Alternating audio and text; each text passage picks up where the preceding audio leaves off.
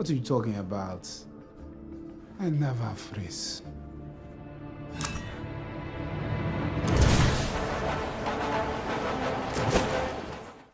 Hello, everyone, and welcome back to an especially topical episode of the Untitled Marvel Project. I'm your host, Tanner Dykstra, joined as always by my vibranium-powered co-hosts, Tucker Hazel and Abram Buhner. Today, we are talking about 2018's Ryan Coogler's Black Panther, a film for which the sequel just got a trailer, so hopefully this little video gets caught in the algorithm. If you want to help out with that, you can like this video, you can subscribe to Backlog Banter, you can click that bell to turn on notifications for all the wonderful, wonderful videos we'll have for you here. And if you want to talk to us in detail about Black Panther, about the Black Panther Wakanda Forever trailer, or about anything in general, you can join the Discord. That link is in the description. Yeah. Folks. It's. Folks, shall we get into Black Panther? Let's enter Wakanda, fellas. We're finally here recording for you. I want to hear from one Black Panther pilled Abram Buhner, from which he tweeted about this movie. He was telling us in the Discord about how much he loved it after he finished the rewatch. Abram Buhner, give me your thoughts on Black Panther. I was lying. Oh.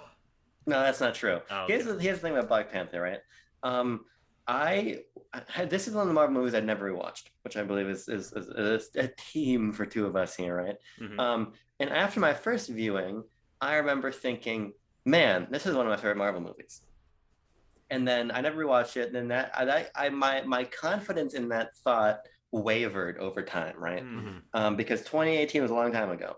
And so rewatching this, I had one central question in my mind, which was, am I correct in my now almost 4 years old assumption that Black Panther is one of my favorite Marvel movies?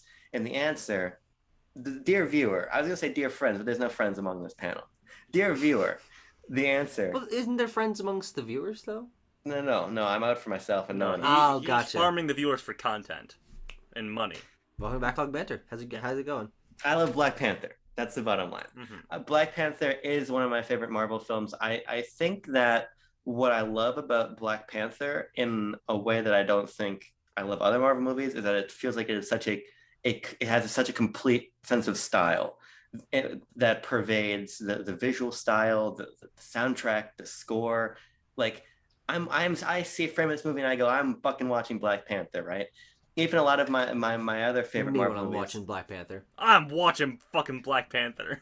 A lot of my favorite other Marvel movies, I feel like I could, like, you know, you could show me a still and I can plug that in somewhere else. I can say, even Guardians I love. I'm like, oh, am I looking at a Thor still here, right? But Black Panther, I think, is just such a complete creative vision that takes the MCU to a different tenor, a different locale. Now, obviously, there's some familiar tropes here, right? It's a Marvel movie. But I just think that it nails its vision in a way that not all of these films do for me. And I think it backs it up with a really great cast of characters, particularly on the villain side, which is a recurrent issue we have here. Now, maybe you disagree, but personally, I find a very few faults of Black Panther. And I'll get into the ones that are there that I agree on, but for the most part, I think it's a wonderful movie. Yeah, you say the ones you agree on, and it's interesting for me. I actually just went back and rewatched my review of Black Panther, which I put out the Saturday after the movie came out. You know, I was back in the day. I was reviewing movies right as it was coming out. Don't do that anymore. Thank God.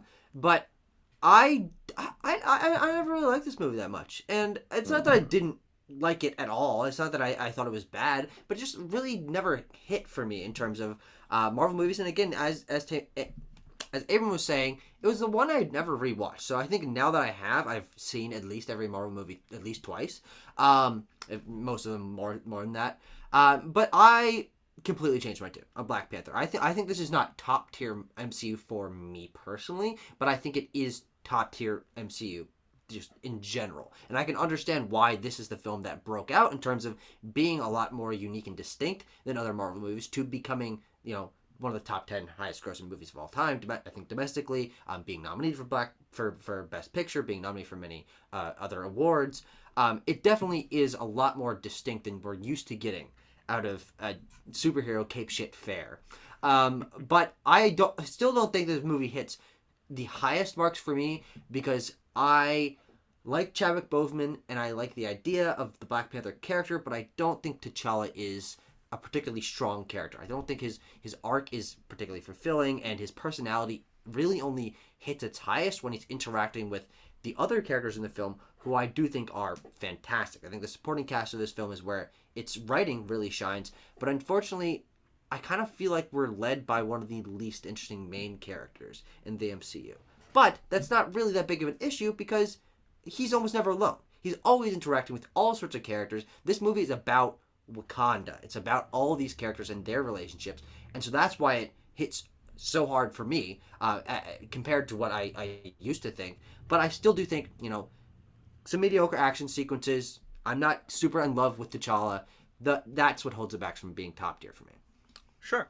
I think Black Panther is a very, very solid MCU film and a very, very solid film in general. I don't really have a lot of complaints about Black. I don't really have a lot of complaints about Black Panther, other than the common complaint, which I'm sure we'll address, which is the VFX issues. But other than that, I think it's a very well told story with one of the MCU's best villains, maybe its best. It's a close run at the top. It's not there. Crow. That's not Crow. Don't worry about it. We'll get there eventually. You'll understand when you're older. You'll understand when you're older. I think Chadwick Boseman is very good. I like that we switch it up with a stoic hero, a stoic protagonist, as opposed to the standard quippy Marvel hero sort of thing. I think that does come with its strengths and maybe a couple faults, as Tucker maybe alluded to there. But yeah, I think the supporting cast is great, and obviously the world building in Black Panther is very astounding. I mean, it won awards for production design and costume design, both very well deserved.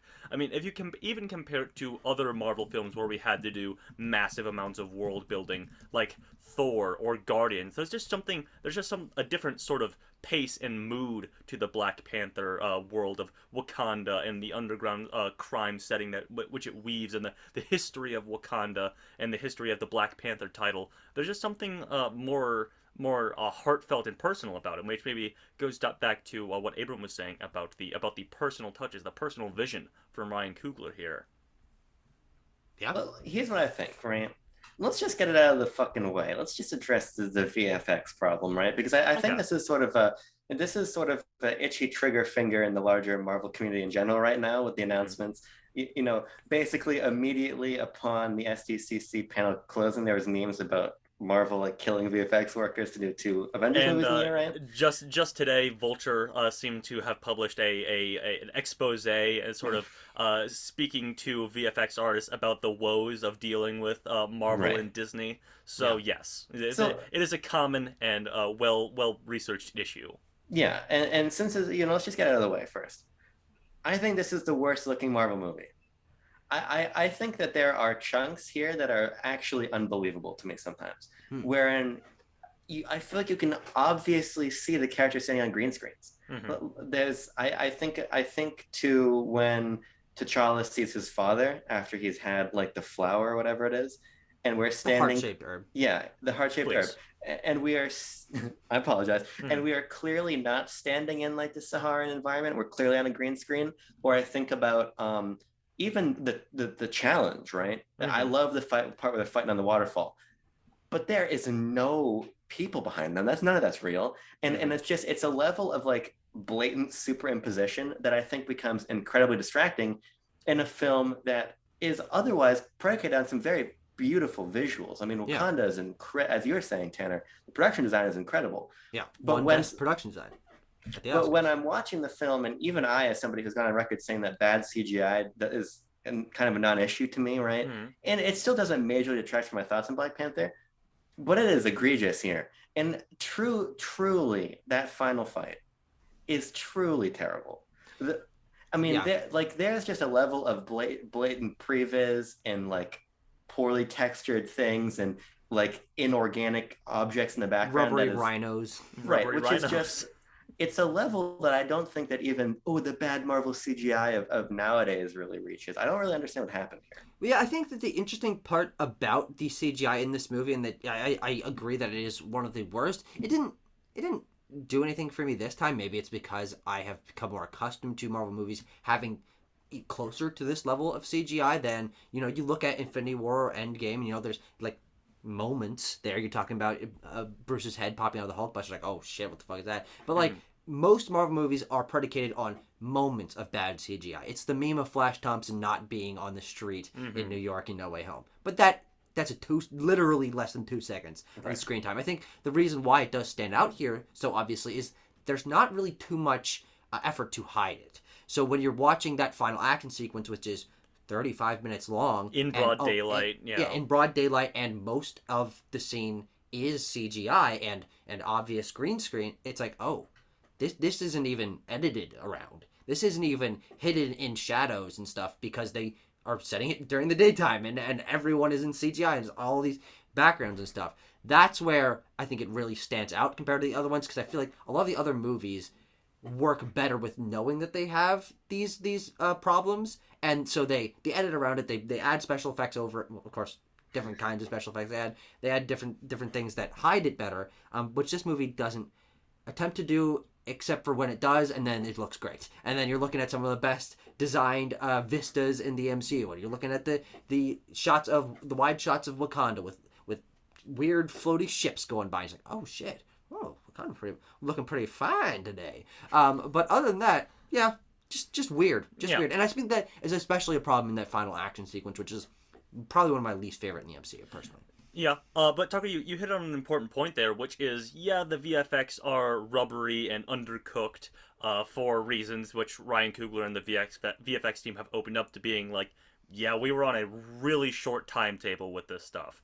Gotta get this out before Endgame. Or Infinity exactly. But it comes with this trade-off of the design of it is very beautiful. I mean, like, Abram, you mentioned the spirit realm. Is there a specific name for the Noor dimension? Nope. The ancestral realm, I think that's the ancestral plane. Ancestral plane has some like beautiful colors with like the aurora borealis in the background and the tree with like the panthers all sitting in the branches and stuff like that. It's very well designed. Execution is not always Black Panther's strong suit. Right. Even like the fight choreography, the fights can be rubbery, but I think the fight choreography itself is fine. Like, I think back to maybe that opening action sequence of attacking the slave trade caravan going on. I think that's a fairly well choreographed fight wherein Black Panther is maybe just a little rubbery. I think the choreography falls apart. And again, we keep harping on it. The final battle, where we're swinging around on rhinos and we're whip panning and we're everyone's has a spear and we're closing in with shields and things like that, and blasts are going off everywhere. I think that's a little bit messy from a choreography standpoint, but by and large, I think the craft behind the VFX is quite solid. The VFX themselves, of course, suffer from Marvel higher-ups being like, you guys got to get this done in 3 months, and we're gonna change it probably about 36 times in that time frame. Yeah, I think you're right, Tanner, to sort of delineate between conceptualization and the execution, right? Because the art direction in this movie is really stunning. And ultimately, it's like, let's just fucking address the VFX and be done with it, right? Because that, to me, when people think back on Black Panther and they're trying to criticize it, that's where usually one of the main vectors to go through. And I think it's fair, but as you're saying, Tucker, it doesn't detract that much for me, because it's sort of, there's a level of suspension of disbelief whenever I watch one of these movies. Yeah. And so when I'm buying into just the vistas of Wakanda and everything, I have no significant issue other than going, oh boy, why do they look like that, right? Mm-hmm. Because for the most part, I'm just lost in the world building, as you're saying, Tanner, of Wakanda. And I think that's kind of where we should pivot to next. Mm-hmm. Absolutely. Because I think that Wakanda's situation in just the world of Marvel, be it literally or politically or socially, whatever, is really fascinating. Yeah. And I love how we explore that throughout the film and see like this external perception of this just third world country that has nothing really going on, to this juxtaposition of what Wakanda really is, and seeing its incredible technology and what Shuri is creating and everything, and sort of learning about the tensions within the people who rule Wakanda of, well, do we stay hidden? Do we have to go out and talk to everybody? Yeah. The film is very socially aware, which I want to talk about, which is, I think, one of its easily strongest elements. But even just from a, hey, comic book world building lore perspective, I think it really does a great job getting me up to speed and getting me invested in a way like I've never cared about Asgard the way I care about Wakanda, you know? Of course. And I think that's a great point in its favor. Yeah, I agree. Absolutely. I think that Wakanda is my favorite part of this movie. And I think Wakanda is why this movie works to its greatest potential. And frankly, why I, after watching this movie and seeing that teaser trailer and sort of thinking about what Wakanda is going to the future of the MCU, especially now that we've tragically lost Chadwick Boseman, Wakanda is the draw of this movie for me. It is both from the visuals of seeing the most color we've ever seen in a Marvel movie up until this point. Yes. All the different colors of costumes, and even talking about that the ritual fight on the waterfall. Yeah, it's a green screen in the background, but people going all the way up these cliffs, how they get there, they're wearing all these wacky costumes, looks great from a color perspective. Love that. And also just learning about it from that historical perspective of, this is a new corner of the MCU that makes the MCU feel more unique than just superhero stuff laid on top of our real world. It's like, this is a fantasy realm that has been hidden from our sight the whole time, and that is really fascinating, especially because it positions itself in a way, it being Wakanda, that we've never seen in maybe a movie before, is a hidden country that could help others, but they want to stay reserved, and there's politics within there that are not comparable to real world politics or other fantasy politics, because there's nothing like Wakanda in the position that it has served and in this history that it has and stuff like that. Like, it's so distinct from everything that I watched this movie just even beyond the characters and stuff, which I, as I said, on the whole really do like, to learn about Wakanda. And I think they do such a great job of giving you its culture and its history and stuff in this one movie, even if it feels like they have to kind of get you up to speed on everything by like doing lore dumps every once in a while. Well, yeah, this movie does open with a explainer of the history of Wakanda, and basically like, there's this comet that got crashed into Earth, and then we had a whole bunch of vibranium, but boy, how many people wanted our vibranium, and then so we had to build a city, and we had to build a force field to hide ourselves from everybody, and this and that and the other thing, but I think it's well executed. You know, it's pretty easy to follow, and lots of other movies open with stuff like that. So I don't give that, you know, I don't put too much fault for the movie there. But yeah, I mean, it feels like a cliche to say, but Wakanda is almost like a character in this film. That we spend a lot of time in Wakanda. You know, we venture out a number of times, but when we're like traversing through the snowy mountains of Wakanda, we're like we are exploring various different like areas of this nation.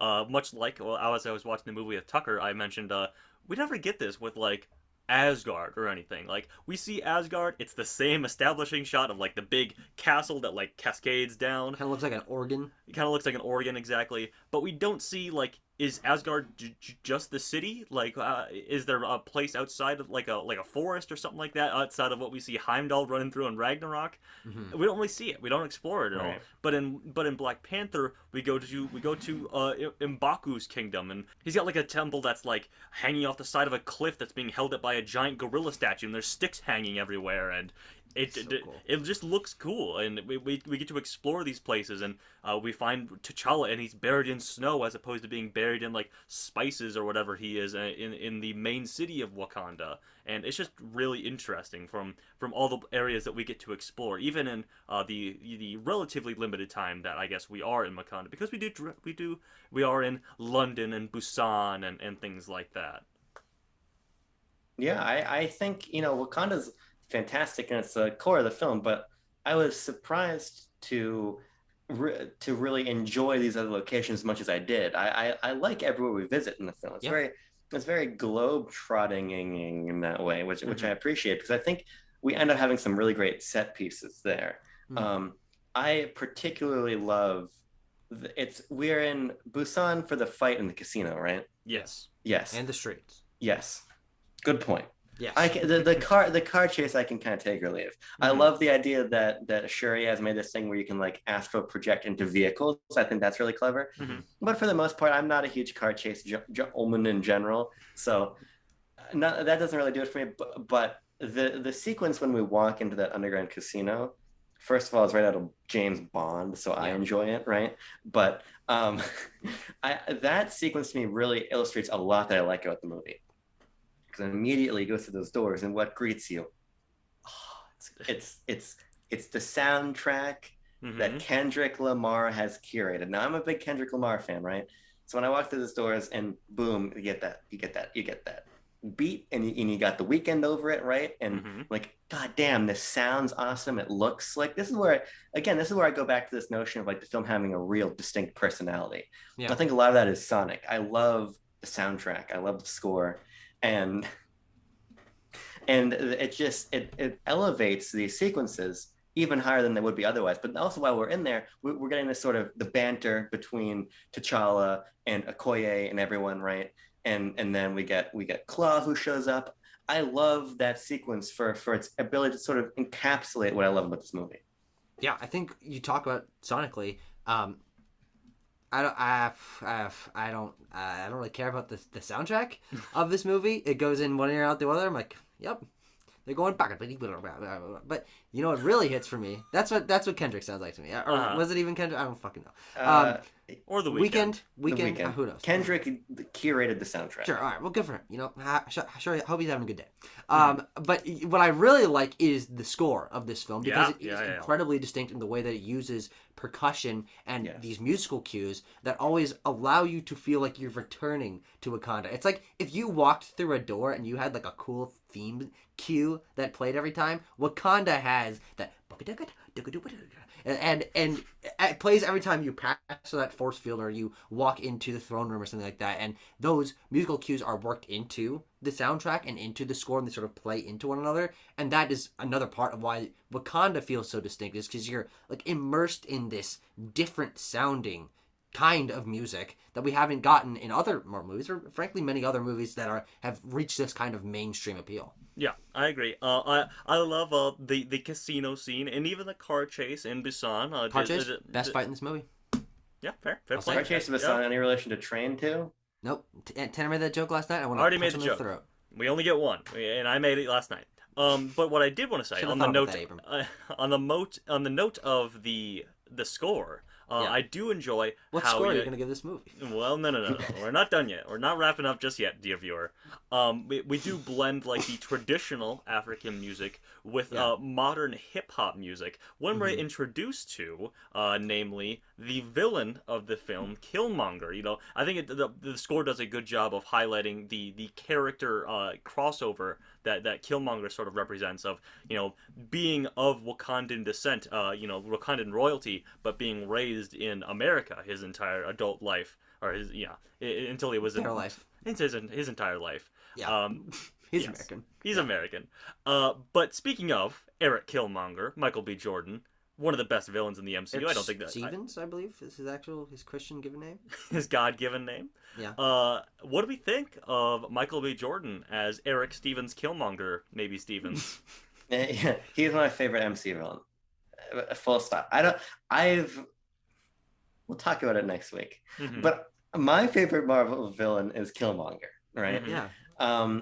Because I think that he is so understandable in his motivations. And I think it's an example of a really smart creative team writing a villain that wants to do more than just like use vibranium to fuck up the world, right? I'm gonna steal the gem and take over the world, or plunge the universe into eternal darkness, or kill Tony Stark, or whatever. Right. And he still wants to do that, but it's contextualized in an actually interesting way.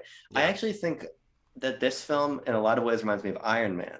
Specifically when I think about it sort of thematically and what the characters represent. I think this notion of like anti-imperialist, anti-colonialist sort of rhetoric that Killmonger has, not only do I think I like when a film kind of supports my own worldview, so I like the sort of propagation of this message. I think it's important for a blockbuster of this scale to be socially aware in that way, but I think it also just puts Killmonger in a really interesting situation in the narrative, right? Yeah.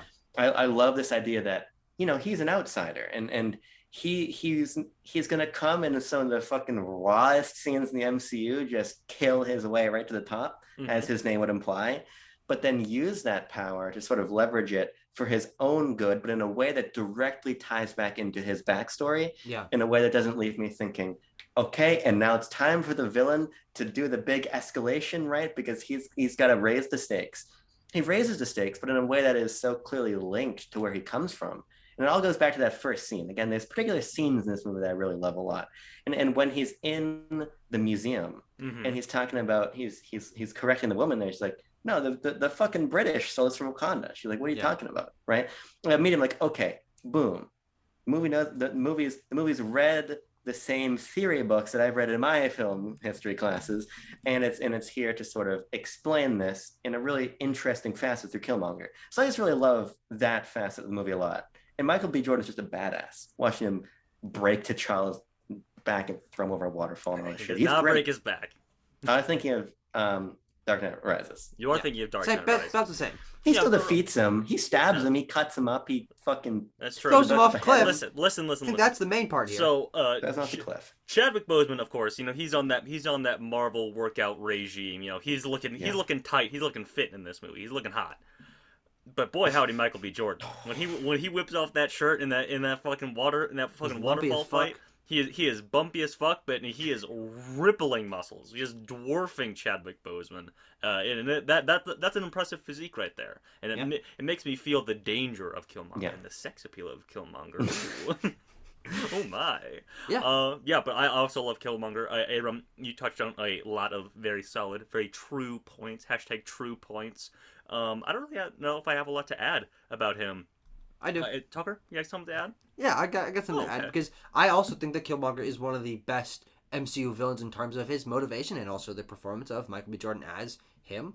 But I think that the only reason he doesn't hit the highest heights for me is, well, I do think he's utilized very well throughout the plot. I don't think we see enough of him. He's only a sort of background presence for a lot of the first half of the movie, which is okay to a certain degree, because he's also supported by Ulysses Claw, Andy Serkis as Ulysses Claw, he's just having the time of his fucking life. And He's really Godspeed, Andy Serkis. What a great performance! What a great personality! Love both of them, especially together. And then the scene where he gets killed by him, all that is great.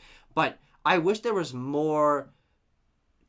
I wish there was less final fight and more final act, where we're able to see him come into political power and have more conflicts with T'Challa before they have that ritual battle. He feels like he shows up and boom, final act, because we cut away from him and we're in M'Baku's area with the Jabari tribe, and now we gotta go into this final act and it's CGI nonsense, and that is kind of undercuts the intrigue of his political motivations and his personal motivations, as you're talking about with his history and the way that he's worked himself using the traditional aspect of the Wakandan culture to weasel his way through a loophole into being king again. And I think that's all really fascinating. But we don't spend enough time with it, frankly, because we need to cut back to T'Challa, and then it's final act, and then I'm like, man, I like where it ends, and I like him, but all of that is just, I can't feel the emotional weight of it to the degree that I would want to, because he feels like he's cut away from too often for my taste. Sure. I mean, I personally feel like we see it. I think we see all that we need to see, because I think the film is really good about sort of looping back on itself constantly. I had forgotten, because it's been so long, what the film's cold open really was about, right? And I think that it's because it's all so centralized around the family that it feels organic to me, right? And I think that when as a viewer, I feel that sort of reveal when they're like, get this guy out of the throne room, and he pulls down his lip and like, oh damn, he's got, or he says either he pulls down the lip or he says his name, one of the two. Yeah. And they're like, oh, he pulls down his lip like 10 times. Right. In this fucking movie. He's got. He's like, oh, he's got the claim, right? And I think that a lot of the political stuff is set up even a little bit earlier on with the sort of idea of T'Challa having to live up to his father and how his father ruled Wakanda and everything, the secrecy. I think that the film is focused in what its like plot character conflict is, and its thematic conflict, that I never felt it was underserved. I agree that there should have been more time spent, maybe, but I don't think that there was not enough time spent. I just greedily would have wanted more. Because that's fair. I think what's cool about the narrative, going back to how I think it's an interesting and like socially aware worldview, is that you kind of leave that final encounter, right, thinking, okay, Killmonger, he's a wacko, right? But like the nut of what he's saying about the sort of stick it back to the colonizers or X and Y and Z.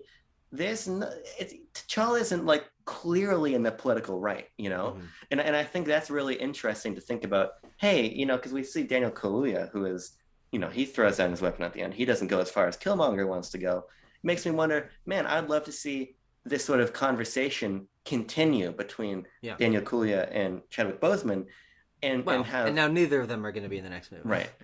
And have like a little bit more of a less, this guy's like an extremist terrorist view of, hey, these people think that Wakanda should be doing X, they should be doing Y. And I like that the film kind of leaves you in that area where I'm thinking, T'Challa did the right thing in this circumstance, but what if it was somebody other than Killmonger who had these ideas? And I think you'd have a really gray area, interesting plot. And I think that's especially true because his actions do actually impact the world. He brings up this idea in T'Challa's mind, and T'Challa changes to his side to a certain degree because he realizes that even though it's extremist, there is a point there, and that sort of ties into what Nakia had been sort of trying to convince him to do, to open Wakanda to the world and help out in certain ways. And I think maybe just the way that Wakanda has been shut off from the rest of the world, and of course I'm sure they know what's going on out there, but having someone of their own blood, his cousin, tell him, no, this is a problem, and he has personally lived the Black experience of living in Oakland and having the American system be treating him unfairly. It's like, well, this can still be fixed if we use our power, and that is where the movie ends in its first post-credits scene of opening up the UN. It's like, with all due respect, Mr. T'Challa, the fuck are you gonna do? And he's like, and then it ends. I love all of that. I think Tucker should write the MCU post-credit scenes because that's way better. Like, the first one he got was good, but that's way better. But I like all of that because it actually is the villain convincing. Oh, maybe there's something going on there. Another cool thing about Killmonger, and this is a good making of any villain, that is that they contain sort of twisted aspects of the hero that they are opposing, such as same T'Challa's power set. Yeah, same power set. Yes, of course. But his T'Challa's, I don't foil. know. Oh, thank you, Abram. But he. Why does that word excite you so much? Film word. Killmonger has, sort of T'Challa's like warrior spirit and things like that. I mean, it's sort of is the opposite of his sort of dedication to following his father's vision of Wakanda. Sure. Speaking of T'Challa, I think we should stop dancing around the point and get to the main character of the movie, after all, because Chadwick Boseman does a very good job. I mean, obviously, Tucker, you mentioned it before. He was, tragically taken from us, gone too soon, of course. But it's crazy to think about how influential his character would have been in going into the MCU, years from Black Panther and Infinity War, because he very well could have been. He has the makings to be like the next stoic leader of the Avengers. I think his stoicism is something that's really interesting about his character and what makes him so unique as opposed to other Marvel leading, mostly men. Let's be real here. But other leading protagonists. Because there's never been a leading woman up to that point in the MCU. Yeah, well, exactly. I think that, speaking of the first leading woman of Marvel, I think that Black Panther does something that Captain Marvel does not, wherein they really go in on, like, T'Challa's character. He is stoic, but he has a very subtle comedic styling to him, which that's Marvel's whole thing, is that they have to they have to lighten it up a little bit. But I do appreciate Chadwick Boseman's subtle comedic stylings, as opposed to, we'll get to it in the future. I will say an issue I have with Captain Marvel's character, having not rewatched the film in over 2 years, is that they don't really strike a good enough balance. Is she stoic? Is she like dry and sarcastic? Which one is she?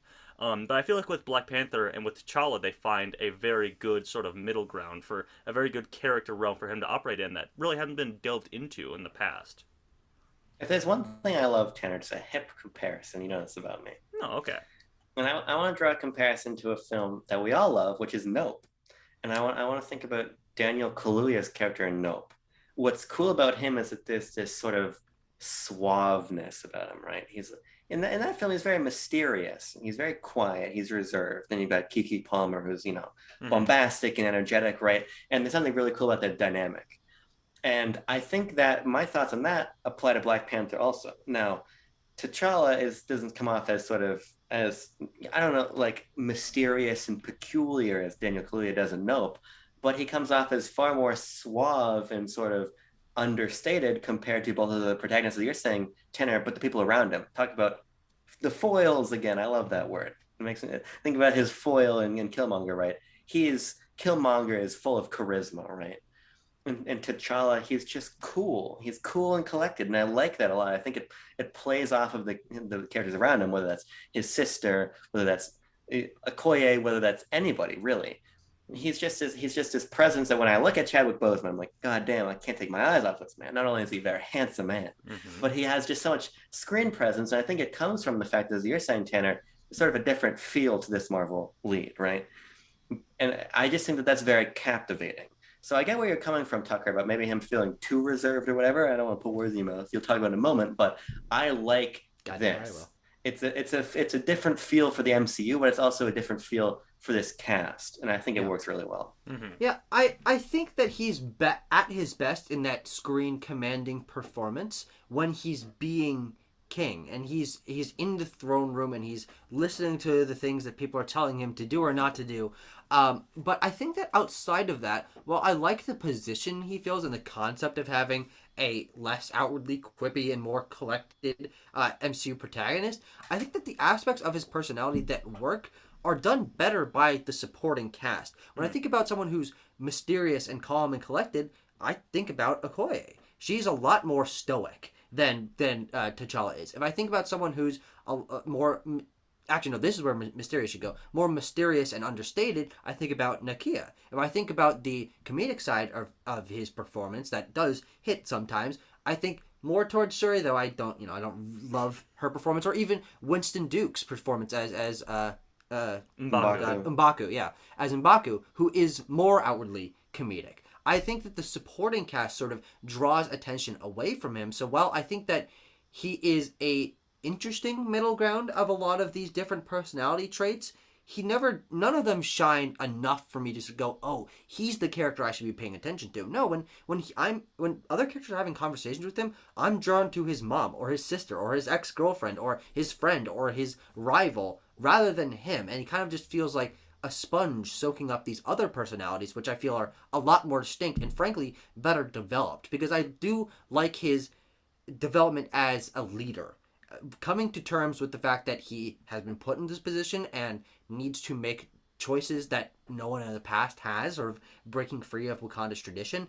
Other than that, I don't see too much personality growth in him from the beginning to the end of the movie, and frankly, even from where we last saw him in Civil War, though he's a little more brash in that movie, or into Infinity War. And these are the movies that he's most present in. He kind of just feels like just a flat line of personality throughout the film. And I find that a little disappointing, because I think he does have potential, but I just wish they'd written him in a more distinct way. Because I think that Chadwick Boseman has the chops to portray a character that is less understated, and so understated for me at least, that I don't care about him when he's in the room unless he's the one really commanding that presence, because I just like everyone around him so much more.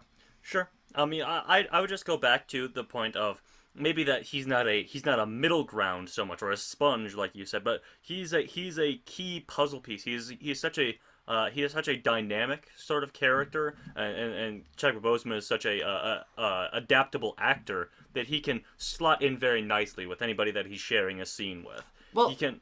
That's the thing, is I don't think he's dynamic. That's the problem I have with him, is he does feel like he's just pretty consistent. Well, I think we might have different. I might be using dynamic in a different context here. But dynamic as in he can bring out different elements of the character depending on who he's in a scene with. He can joke around with Shuri. He can he can be in a scene where he's with his father in the ancestral plane and make you feel the connection between father and son, two kings, one of which has to take over for his predecessor. Or he can be sort of like stumbly and a little bit out of his element, which you don't really see him ever be out of his element when he's talking with Nakia and stuff like that. I think he does change up in those scenarios while still maintaining this sort of core element of his character, which is that he's a cool, calm, collected guy.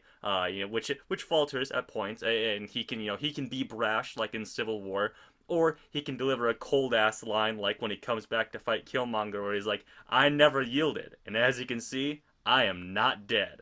He's fucking walking with his arms out like that, and that's the little bit of that brashness coming through a little bit. So, I would say even when we do see him in Infinity War, he does have a noticeably more, well, for the limited screen time he has, noticeably more commanding role in Wakanda. He is running shop there very comfortably. He is, engage all defenses and get this man a shield and throwing out orders and stuff like that. He's leading right along there next to Cap. So I would say that that is the sort of change I see in him over the course of his appearances. That is a sort of actor and character that I feel that they've created with T'Challa and Chadwick Boseman.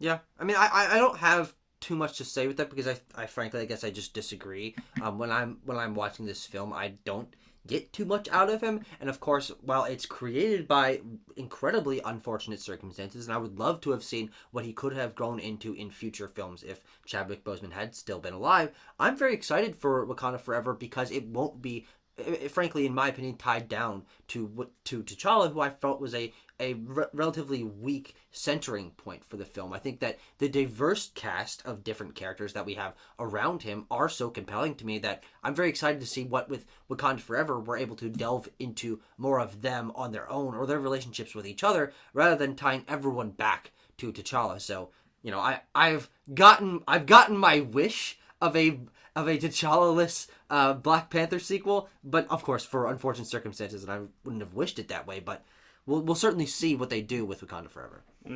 I just think for me personally, that criticism just doesn't really resonate because I think about what more do we want out of T'Challa really? And because I think ultimately there's people that have screen presence to me and people who don't. And we were talking about this when we were talking about Doctor Strange, right? Mm-hmm. Doctor Strange is just a fucking suck on whatever scene he's in that movie. He doesn't have any charisma. He's not written his character doesn't start in interesting places and finish in an interesting place, right? When I think about T'Challa, his situation on the plot level is very compelling as being. Yes, I agree. Here's this beginning. He's at the phalanx. I think that's the word. He's at the forefront of a potential new leadership and a new era for Wakanda. I find that to be very compelling. He still has this unfinished business with Claw from his father, and he's thrust in a situation he may not be ready for. And he has to come to terms with that as he goes to the ancestral plane and steps into his leadership role in Wakanda. So I think that's very compelling. And then on a character level, I don't think it shines poorly on him that he is able to interact with all these different characters and unite Wakanda around him. Because I just think that Chadwick Boseman delivers lines with a real sense of presence. And I think he just looks cool when he's smirking at somebody or just engaging with them. My eye is drawn to him. Not to mention the fact that the fucking Black Panther suit's really cool, right?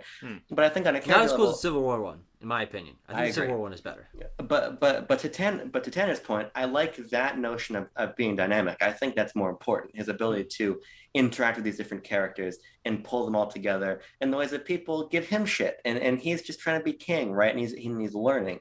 I think that's really compelling. And I get real emotion out of him when he learns my father killed my uncle, right? Mm-hmm. I think that's a really great scene, right? And it's communicated to these surrounding characters that T'Challa really matters. That reveal of him being comatose in the snow and everybody's reaction, these characters buy into T'Challa being important, and that helps me buy into T'Challa being important. Sure. I just think that he gets good moments, right? If you just think about character moments, Tanner, I think you're totally right when he reappears and okay, it's time to fuck up Killmonger. Yeah. That's great. The I never freeze thing is iconic. I think that's an iconic moment in the MCU, and that sort of banter he has that begins before the fight and continues afterwards with his family is really great. The way that he goes, I'll accept your challenge, and he's fighting the people in the waterfall and everything, right? And when he gets stabbed, and we cut to the reaction of everyone's like, "Oh, come on, T'Challa," and we see it in his eyes, no, M'Baku's not going to get me, and he yanks it out of his chest and beats the shit out of him. These are the notes that I expect a Marvel character to hit, and I think T'Challa hits all of them.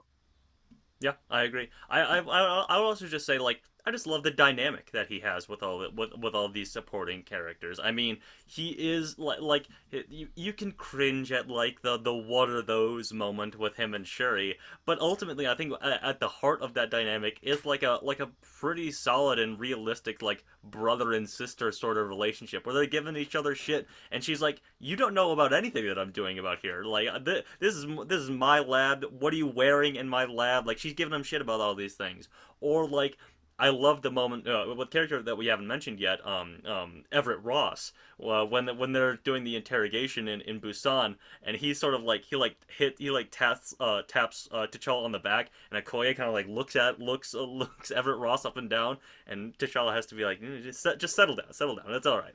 I love the dynamics that he has with each of these supporting characters, and it is really really really sad that we're not going to get to see him carry those dynamics forward into future films. Yeah, I think those dynamics absolutely do work for me, but for me it's because of the other characters. As I've kind of been saying, I don't want to reiterate that point too much, but instead focus my shift towards praising the supporting cast in this film, which I think is easily one of the best that we've seen in the MCU. Of course, you have the surrounding cast of Spider-Man, which I love almost all of them. I love the Guardians characters. I love Ms. Marvel, as we praised that series for. But I think that this supporting cast has a different kind of status to them, and we can see all these characters each in their own way becoming a future main character in a certain way. Okoye has gotten a ton of play. You know, she was one of the few people who survived into Endgame, though that didn't really matter. She was barely present in that movie.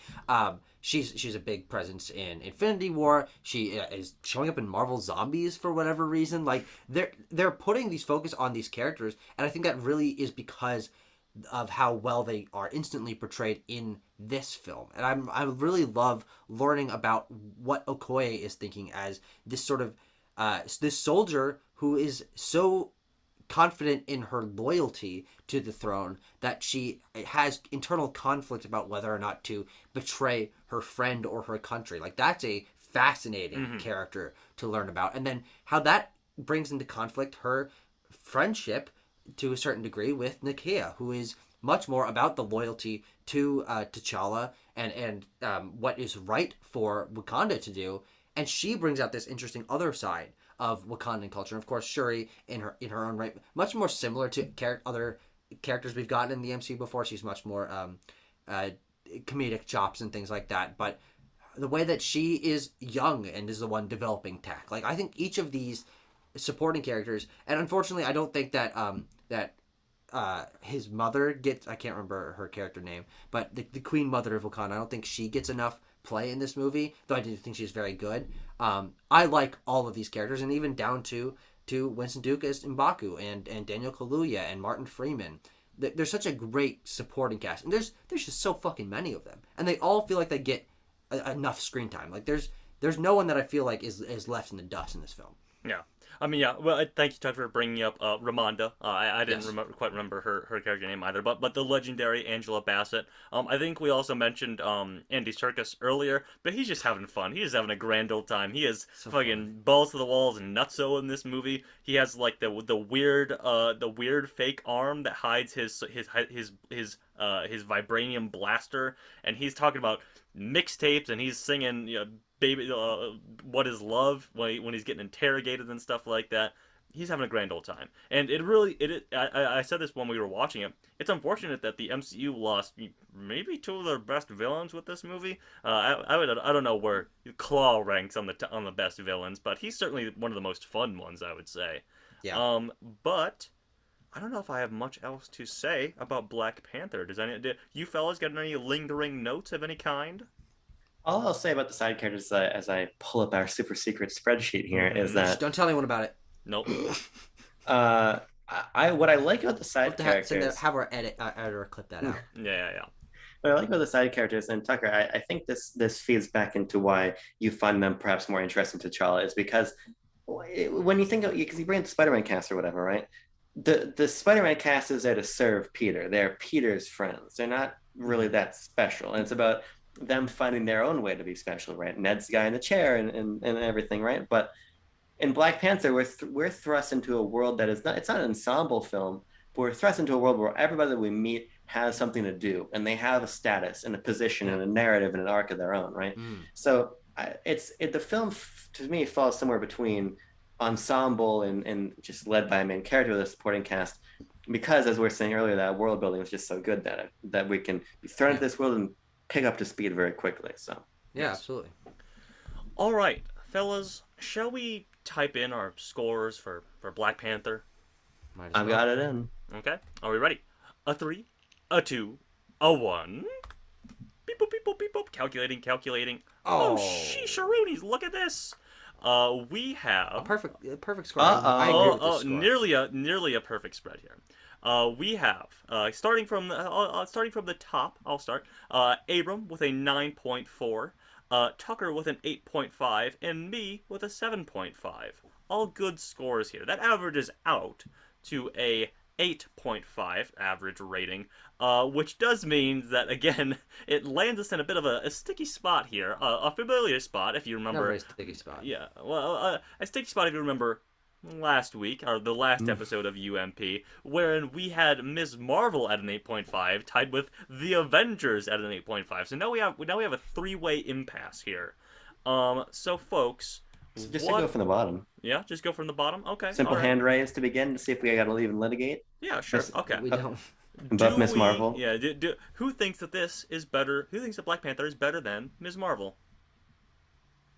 Well, yeah, exactly. That's why the situation not particularly sticky. I thought Tanner was going to go that way. I mean, it is. I guess it is strange looking at the score layout here of me giving this a 7.5. But like I said, that's still a good score. I still like this movie.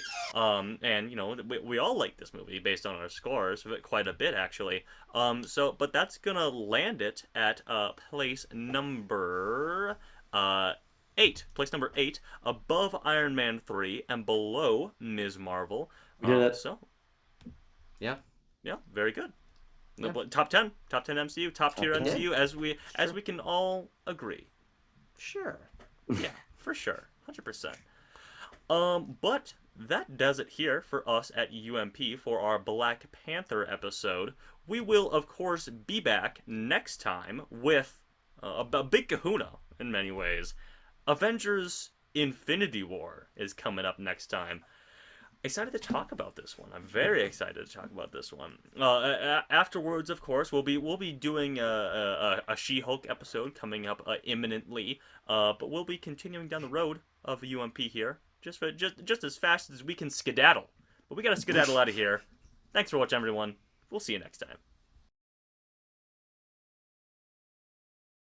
You put your right arm in.